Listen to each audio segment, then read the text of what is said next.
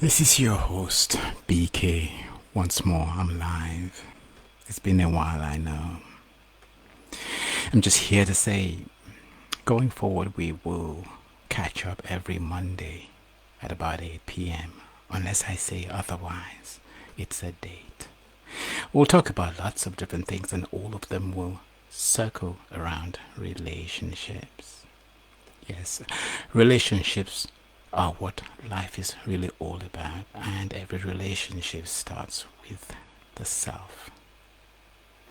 Your ability to relate with yourself is going to determine how well you get on with people and how well you get on with your environment, because knowing the self trumps everything else. When you know what it is, your gifts, your abilities, your capabilities, and your talents are.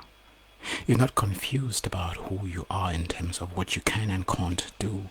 So when you join a conversation, you're either learning or you are imparting knowledge. So there's no reason for you to feel insecure.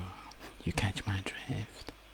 We get to look at and touch on the different kinds of relationships that there are, just four in number. Hold that thought.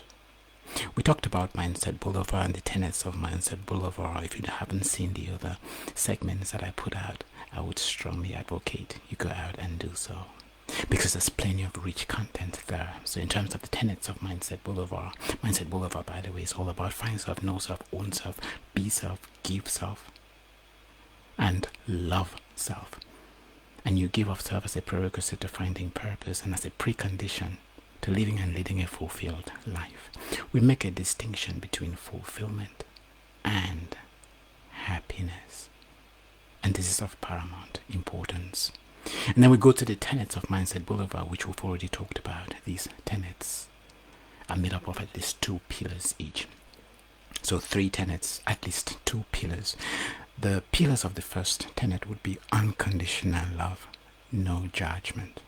Everybody can live with this one. It is easy to live with because you get to be who you choose to be as you see fit, according to your own whims and caprices. And we create an environment that is conducive for you to be just that. You can prance, you can trounce, you can do cartwheels, you can do backspins, you can swear.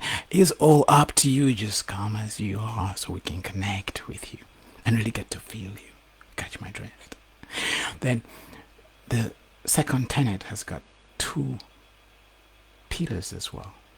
We talk about sacred and sacrosanct topics, so there are no taboo areas. I'll not explain why, but not in this segment. It's pretty deep, but it's important that there is nothing in your life that you can't talk about. It speaks to how mature you are when you lose all that is personal, because nobody can have power over you unless and until you give that person power over you. Let's take a hypothetical example. Let us say, once upon a time in my life, I used to struggle with masturbation, something very embarrassing. We'll look at 2 scenarios. A scenario where I'm still struggling with it, and I share something like this with you in confidence, and you take it out in the world. And then you go and you look at that BK. He comes all looking smug, like he knows what he's doing and talking about. Can you imagine he's struggling with masturbation? And then it reaches my ears. I'll come right out here and I'll go something like this. Hey people, I know you heard about my story. I know you got to catch wind of this thing that I'm struggling with. And it's true, I'm really struggling with it. If you know somebody who can help, please help me, because I've done everything that I can. I just don't know how to overcome this particular mountain.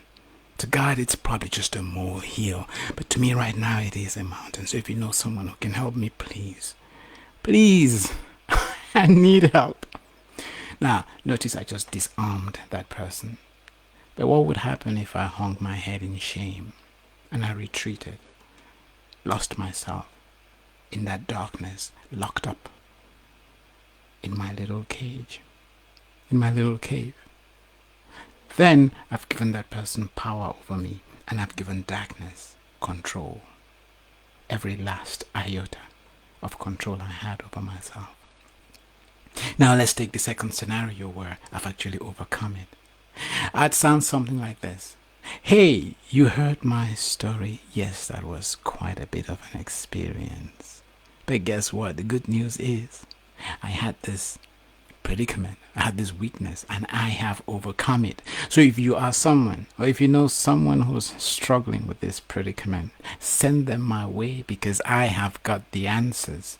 So either way, if you notice, it became an opportunity and a stepping stone, something that began or started as a problem. So how did we move from something that was a problem to something that was a challenge? Because obviously to overcome that thing is that it's a problem, you need to go through certain hoops. Self-discovery. When you come to a place where you realize that nothing can have power over you until and unless you give that thing power. There's a challenge, there's a learning curve. Overcoming that predicament, that obstacle in your path. And once you do, it becomes an opportunity either to seek the help that you have because you've been enabled and empowered and you're inspired to aspire, or you are the one with the solution. And now that becomes an opportunity for you to empower others because you've walked that road. You've been down that path. You understand the nooks and crannies of that desert, its entrance, in and out ramps, because you've been there. You understand all its corridors. We wanted to talk about relationships, and of course we will go into relationships much deeper, and there are just 4 kinds which we will elaborate on as we go along, as we go on. And be rest assured, I know what I'm talking about, and everything that I say to you is going to be based on experiences that I have had. Deep experiences, really profound experiences. I'm not talking about surface level stuff. I'm talking about what others may want to call reaching beyond what is the norm. Getting into ESP, extrasensory perception, which is just another word for deep discernment. When we talk about discernment, it comes in 2 flavors. There is infused discernment and there is induced discernment. We get to look at these words, we get to deconstruct them, peel them apart, and we get to look at what it is that they each behold. The English word, by the way, for discernment would be intuition and or gut feeling, which connects with the psychological or the medical side of it, which then would be what we call head and or heart coherence. It is at the vibrational level, what's going on, those waves that we see when you're connected into an electroencephalogram or an electrocardiogram. We get a certain reading, and that reading gives us an idea of the state of your health. You catch my drift? So let's talk about those relationships, the different kinds of relationships, because I know we all struggle with relationships. We don't know who's who in our lives and what role they play because we don't know who we are and what we stand for. And a lot of that is because we either do not have values or struggle with our own values. But how many people really truly live with values? So we were talking about the tenets of Mindset Boulevard. We got to the second bit. The second bit was discuss sacred and sacrosanct topics. No taboo areas. The last part, which is the more difficult part, and I'm sure everyone all of you who have dealt with me, interacted with me on the deeper level, know that this is where it can get a little tricky, a little tacky, where that third tenet made up of 3 pillars, or the third tenet is made up of 3 pillars, and the 3 pillars are: we push each other for mutual growth, we hold each other accountable, and we take full responsibility for our thoughts, our words, and our actions or deeds. It means you don't get to tell me it's none of my business. Of course it is my business, and if you think it's not my business and you're my friend, then you're being very selfish. Why? Because the day you come knocking on my door or at my door at 3 a.m. or calling my phone at 4 a.m., I'm not going to make an excuse. I'll pick up the phone and I'll ask what we're doing to move forward.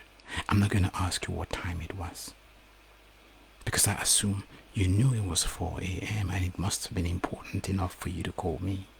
So if we could identify that problem, brainstorm, if I could be that soundboard, if I could be your storyboard, the thing against which you push ideas back and forth until you come to a certain resonance which allows you to find truth for what it represents at that moment.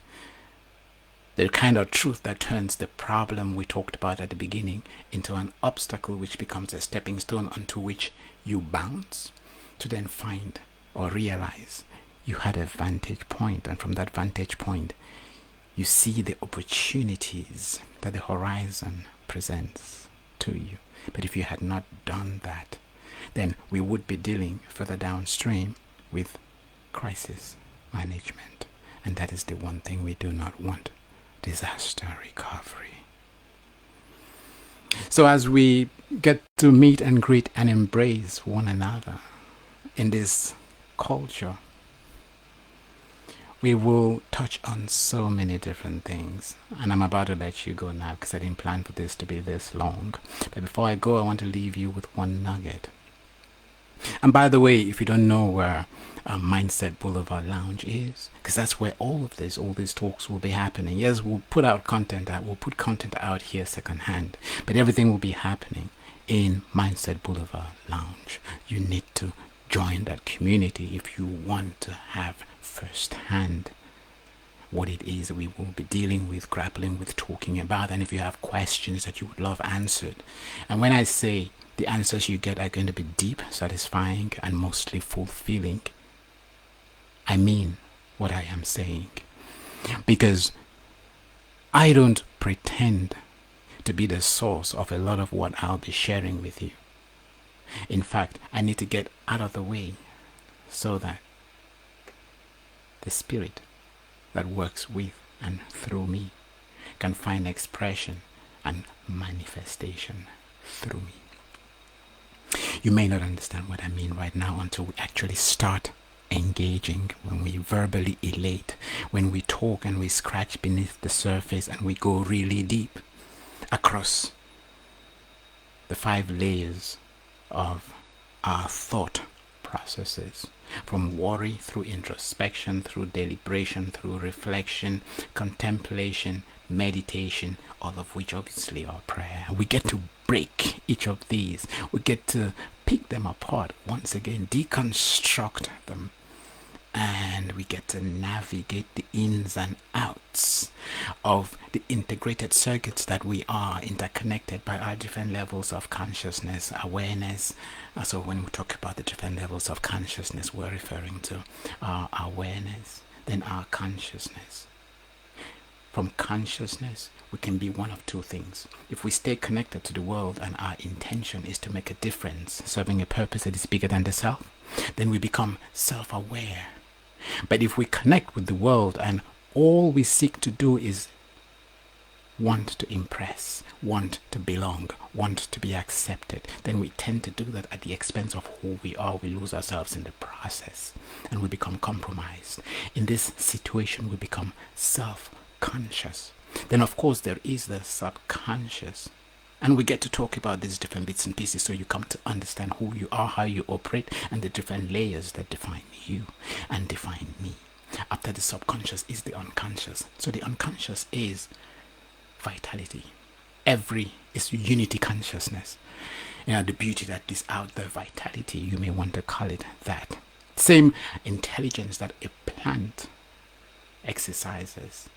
When you sow a seed in fertile soil and magic happens, we will break that apart. We will get to look into it and we will see how we relate with all of that. There is a lot of truth in the world around us. Lots of riddles and puzzles and mazes that literally are resolved through our everyday, and we see them but we walk right past them because we don't take time to smell the roses. All of that stops. All of that changes from the time we start having these conversations. Mindset Boulevard is a movement. It is a way of life. It's not a means to an end. So when you join this community, be ready to dust your feet and to leave your past behind. I can promise you one thing: some people will have to drop away from your life. All those people you know are not good for you. especially those with whom you grew up together, some of whom you confuse as friends. Circumstances, the coincidence of time, place, space, geography brought you together once upon a time.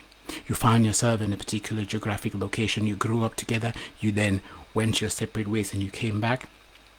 And you think you're relating with the person you thought you knew way back then when, but this person has long moved on. You're both pretending to be something that you are not until and unless you both come to a place and headspace where you meet and you create friction, where you have differences, where you have different belief systems, where you have disagreements. And then you realize that nothing is happening. And then you think, oh, you lost a friend, you can't lose something that you never had. So we're not going to go too far. I'll just give you the 4 kinds of relationships. And if you want to do yourself a favor today, ensure that everybody in your life can fit into one of these boxes. I'll explain the 4 different relationship types and then articulate as well what exactly each one means. I'm sorry about the noise there back there. Not sure why that laptop keep breathing heavily, especially when I go live. It looks like there's some force out there that doesn't want you. Yes, I mean you to hear what it is that I'm saying. But guess what? We shall overcome. I know that the dark side works 24/7 and does overtime, even beyond the 24/7, given that we have just 24 hours in a day. But guess what? Light and the truth will always prevail. God is bigger than our biggest, our greatest challenge. And God is above our circumstances, and that God lives in you and in me. So don't go looking for God out there. Make that journey in. So what are the 4 kinds of relationships? And what do these relationships actually bespeak? We've got relatives, we've got family, we've got friends, and we've got acquaintances. Who's family? People with whom you share values and with whom you've got sanguineal relationships, blood relationships. That's family. Now, if you share a blood relationship with someone but you don't share the same values, then that person is a relative. How you choose to relate with your relative is a matter for you. It's your prerogative. You just shouldn't confuse a relative with a family member. A relative member with a family member. You don't want to be confused with those two. One with the other, one for the other. It's a recipe for disaster. We'll understand, we'll come to explain what values are, so there's no confusion. Who is a friend? A friend is someone with whom you do not have any blood relationship, but you share values. You have a common value system. We just shared, for instance, earlier on today, we talked about the tenets of Mindset Boulevard, the morals, ethos, principles, scruples, and the values. That's the value system of Mindset Boulevard. I outsource all my relationships to this value system, so I don't have to worry about how I relate or do not relate with you. I don't decide whether you're going to be my best friend, closest to me, or whether you're going to move away from me. I don't push you, I don't pull you. I let you settle where you feel comfortable. For me, I just be and I do me. If there's something you need to hear, I'll tell you. I'll love you, I'll hold you, I'll massage you, and I will tell you. What you do with it is a you problem, it's not mine. But I have a responsibility to ensure that I deliver that message in a way that is conducive, in a way that is compassionate, in a way that is socially acceptable. Notice I did not say, and I want to underline this, I did not say politically correct. I did not say diplomatically, because diplomacy is the reason lots of things go wrong. Sometimes I'm in a situation and I get feedback, and I have to stop, take stock and ask myself, was that a compliment or was it a denigrate? I'm not sure anymore. Were they saying I did amazingly well, or were they saying I was completely rubbish? And I think that's a serious problem, and it's a big predicament. So we talked about the friend. The friend is someone with whom we share values, but we don't share blood relationships. And of course, the acquaintance is someone with whom we neither share blood nor values. Someone with whom we share interests. So you will notice that we live in a day and age where the principles in and within LinkedIn have been ported and deployed in what used to be genuine friendship circles. So you have the friendship circle today that has become a social construct, a set of people who come together because they have similar interests and they support one another and each other through those interests. Nothing to do with a value system. In fact, they don't scratch beneath the surface, and even when they do, occasionally, they know that it is a cosmetic exercise and nobody is meant to go too deep or to expect that the other would change off the back of the feedback that has been provided. But we can talk about it, of course. So there's this congenial slum everyone subscribes to, but nobody really takes seriously. I've seen it enough, long enough, to know that that is the status quo until and unless we go through team building, which is what relationship building is really all about. Storming, norming, forming, storming, norming, and then eventually performing. What are values? See, when we talk about respect, especially for someone who's coming from an African context, respect in Africa, for the most part, traditionally means, especially if you're dealing with a dad, you do what dad says, when he says. If he says jump, the question is how high. He's the authority figure at home. And so everybody else looks at dad. Who's this man whom, when he shows up, the whole place quakes? Everyone is at his beck and call. He snaps his finger and things seem to happen. And so, for a child growing up, not mature enough, they see that and they think everybody loves dad. And they start looking up to dad. And so their concept of respect, and behold, lo and behold, when they need love and compassion, they turn to mom. But they all want to be like dad. That's command and authority. And they confuse that with respect. They don't realize that it is fear. So they think everyone loves and respects dad. They don't realize that everyone is afraid of dad and aligning themselves so they can be in dad's good books. So when the crumbs fall, their ration is guaranteed. I'll say that again. They do everything in their power to be in the good books of that authority figure so that when the chips fall, when the crumbs start tumbling, their ration is guaranteed. There's this noise going on out there. I wish I could go out and close the window or ask someone to take a break, for crying out loud. But that's what happens with live streams. Anyway, moving on from that. So what therefore is, of course, you know what the ramifications and the repercussions would then be for that child who grows up seeing the authority figure at home being responded to in that manner. And then they go into their own home and they're trying to replicate the same thing subconsciously. They're not doing it at a conscious level. The experience that they had wrote a certain program, an excitable one, which became a trigger. In that program, neurons gathered these experiences. Those neurons were wired together and they fired together. And because of that emotionally heightened state of admiration, that froze at the back of their minds as their memory, into memory. And whenever they found themselves in a certain situation and they got trickles of respect as they defined it, it did something in them, something euphoric. It brought about bouts of euphoria and happiness. And so it fed a concept that was flawed but believed in. So they grow up with this notion and eventually they get married. Lo and behold, they try to get the same response from a spouse who's educated. And that is the beginning of trouble, of their nightmares. And rightfully so, because that spouse is there to help them grow, not to aid and abate their weaknesses.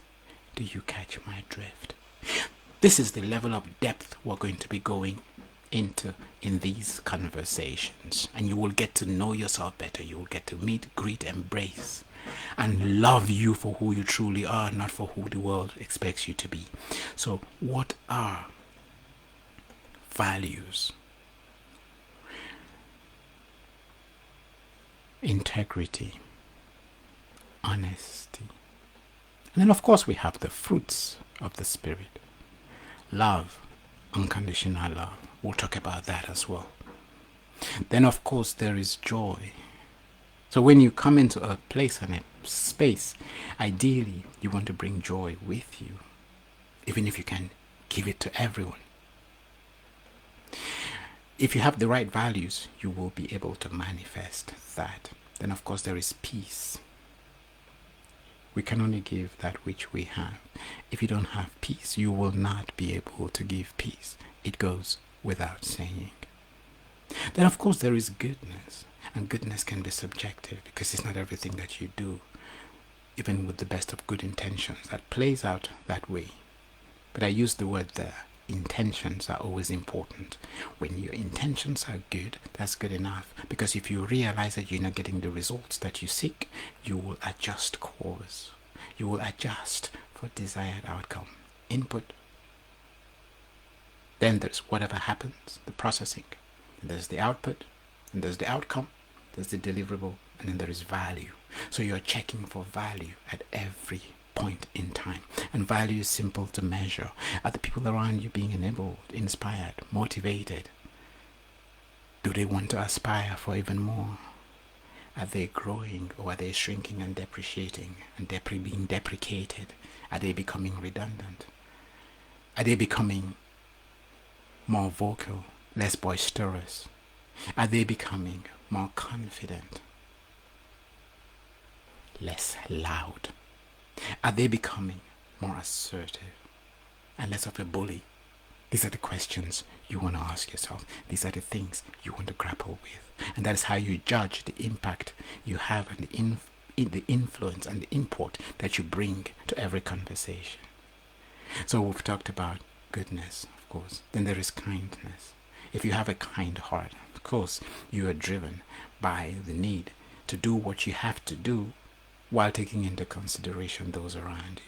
So there's goodness, there's kindness, and then there is patience. Patience is that thing that enables communication, which comes in two flavors. In communication, there's the conversation, and then there is dialogue. We'll get to see and bite into the nooks and crannies, the differences that these concepts behold, because they are deep and profound. So we talked about goodness, kindness, and patience. Patience allows us to communicate, and infinite patience, by the way, is unconditional love. Because if your patience can be stretched beyond its limits, it means there will be no room for contradiction or misunderstandings. If there is no misunderstanding and there are no contradictions, ultimately, then there will be no conflict. You and I will have absolutely no reason to be insecure. We will have every reason to remain vulnerable. I know that resonates with you. I could hear that fall. I could hear that land. In this context, we don't say the pin dropped. I could hear that 6-inch nail drop.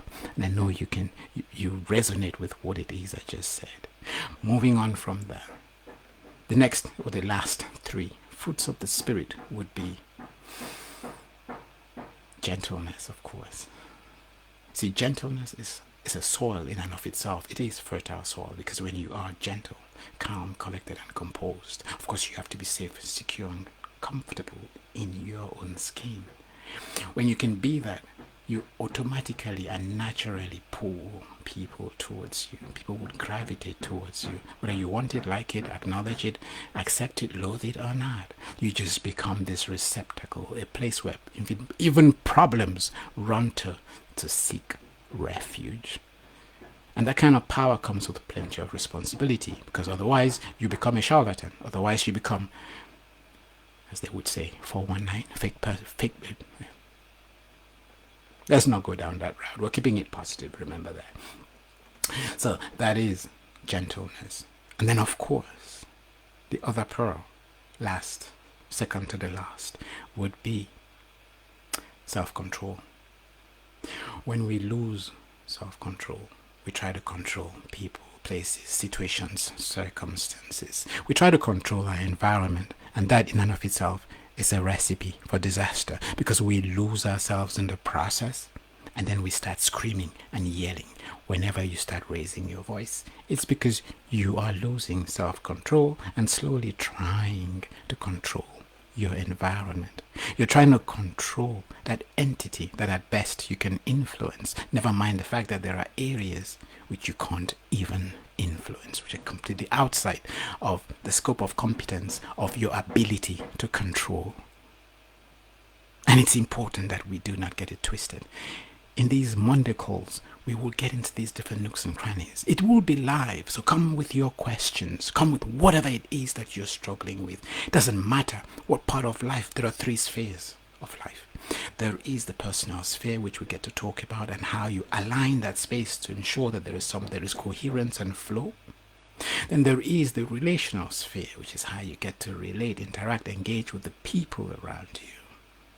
Of course, it is important who's in your friendship hall of fame, who engages, who comes close, and who keeps their distance. Notice I did not say who you gravitate towards and who you move away from. Don't do that. Let your values do it all. It means you will set boundaries, and these boundaries are soft boundaries, not hard boundaries. Again, we get to make a distinction between soft boundaries and hard boundaries. I hope I do get a transcript of this so I can remember all the things that I talked about, because like I said, the things that I'm talking about, my choice of what to say is a direct function of who is out there listening right now. Otherwise, I have no control. I step out of the way and I let what needs to happen through me. I just go with the flow and I glow in the process. I go with the flow and allow it to produce its own glow. Nothing blows. And finally, faithfulness. You need to be true to yourself, you need to be true to your environment, and you need to be true to that which created you. And on that note, we will play one last bar of music. I'm not sure what it is I want to play right now. So let's see.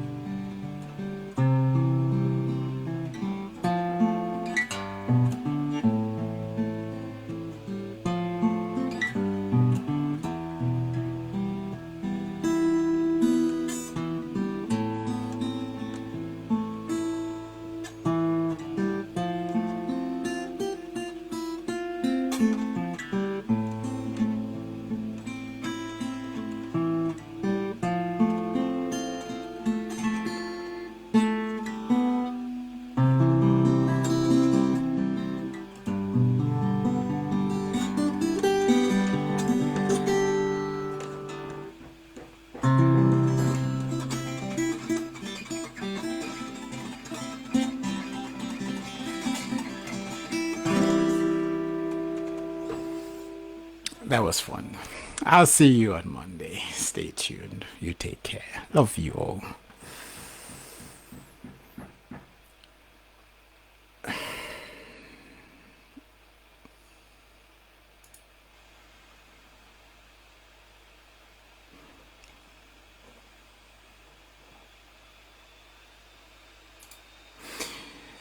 So let's see, how do we save this?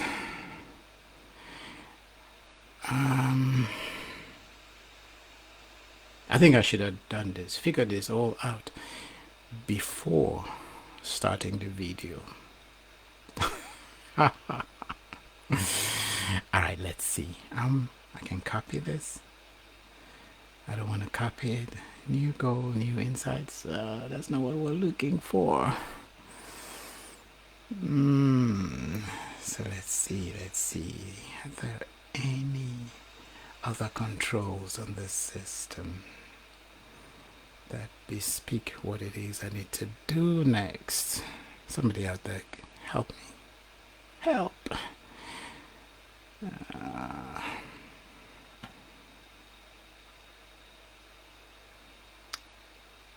Alright, let's just copy that link. Should link to open live. This is easy access. Nope, we don't want that. So if I end that, if you end this live video now, you'll be able to choose. Oh, that's what I want. Brilliant. Cool. So I'll see you on Monday.